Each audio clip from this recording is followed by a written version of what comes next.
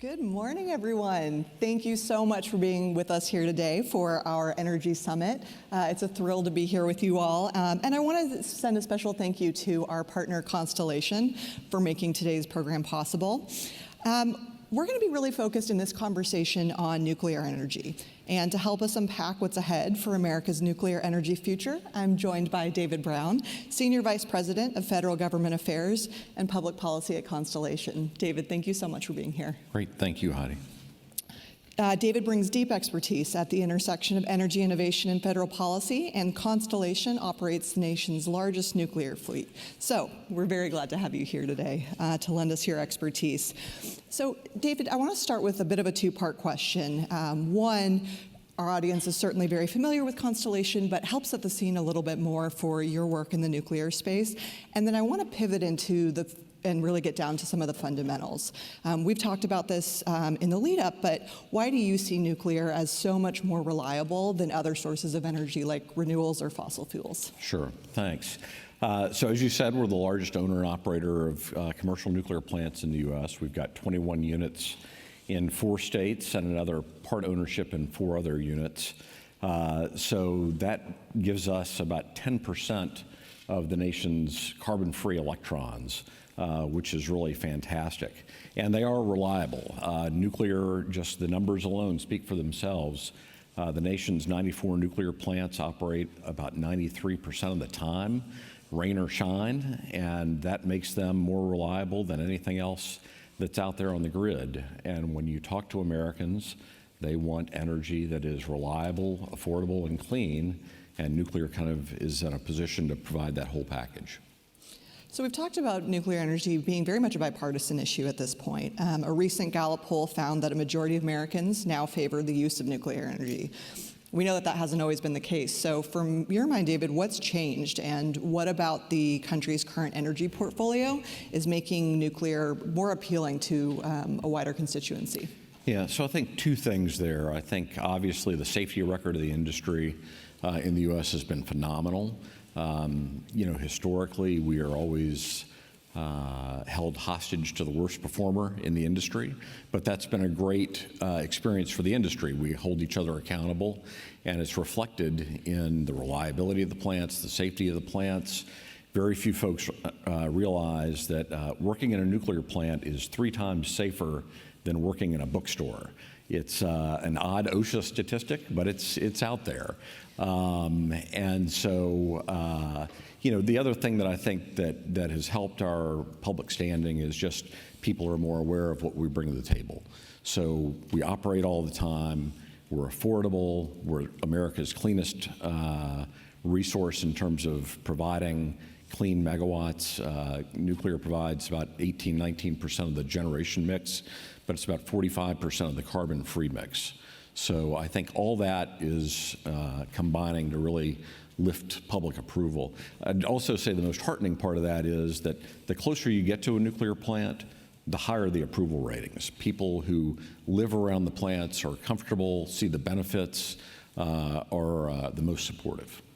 Those are really interesting data points, and especially the OSHA stat that you mentioned. The question around infrastructure with many of these nuclear plants is aging, and a lot of organizations are really focused on how we upscale that, how we build new nuclear plants, which I imagine is playing into some of the improvements and increased safety that folks are feeling. But what do you think needs to happen to most urgently confront some of those infrastructure challenge and how we actually expand nuclear capacity in the U.S.? Yeah, so I think aging is something that comes up frequently. These plants were originally licensed for 40 years. That was more of a financial relationship than any kind of a safety-related issue. The commission at the NRC also allows us to extend those licenses for another 20 years. Most nuclear plants in the U.S. are already licensed to run for 60 years. Some plants are licensed to run for 80, and there's already discussion about plants possibly running for 100 years. And you may say, wow, that's kind of crazy. But while the outside of the plant is about 50, 60 years old at this point, the interior components are much newer. So when we have a refueling outage, which occurs every 18 to 24 months, our folks may perform as many as 10,000 different tasks within the plant, and they're constantly changing out components to maintain that reliability. We're anticipating what components might be on the verge of timing out or aging out, and so we proactively change those before anything happens, because the last thing you want to do is shut down a plant in the middle of a nice extended run. So when you're talking about plants running for like up to 100 years, that is an impressive length of time, and this is a really big investment across the nation. And so this conversation here is national reach, but we're here in Washington. So on this platform, what is your specific ask to policymakers in realizing nuclear energy's promise? What's your specific ask for policymakers and legislators here in Washington? Yeah, so I think today we heard a lot about the need for more power and the need for more power quickly. And nuclear really is well positioned to deliver that and deliver it in the near term as well. While I would agree that new plant development is kind of on a longer time frame, and I'm a little more optimistic than John Ketchum was about the time frame, but it's 5 to 10 years. I think that's fair to say. There's a lot that we can do with the existing fleet. So at Constellation, we are in the middle of restarting a previously shuttered reactor at 3 Mile Island. That was part of a 20-year power purchase agreement with Microsoft. We're going to restart that plant and then extend the license for another 20 years to put 835 megawatts of power on the grid.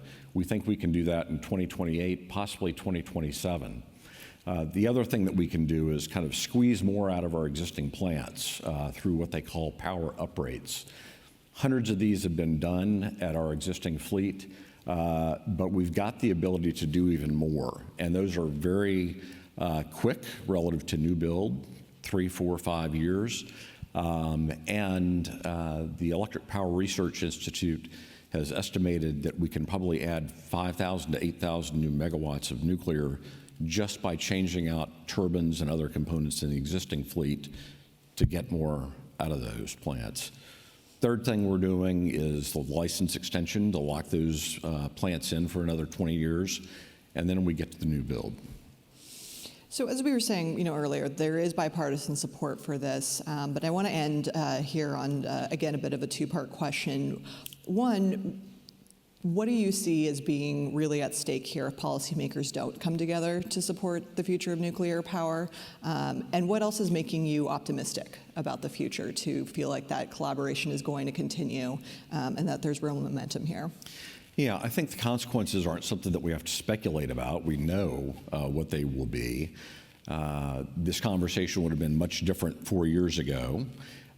4 years ago, the U.S. had just shuttered 13 plants before the end of their licensed lives.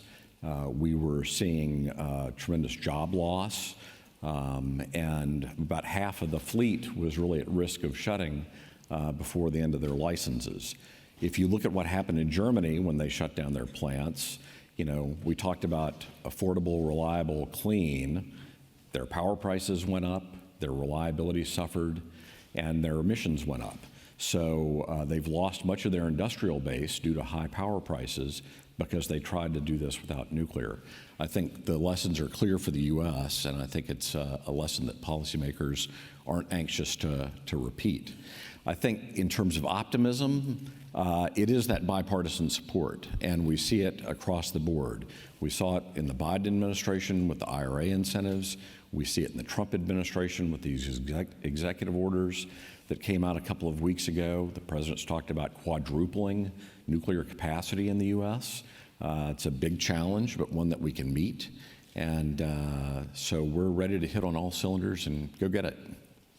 Well, David, that is all the time we have for today, but thank you for also ending us on the high note. It sounds like there's a lot of amazing groundwork that's been done, but still a lot of work to do. So thank you for joining us and sharing your perspective. Great. And to Constellation for your partnership today. Thanks so much.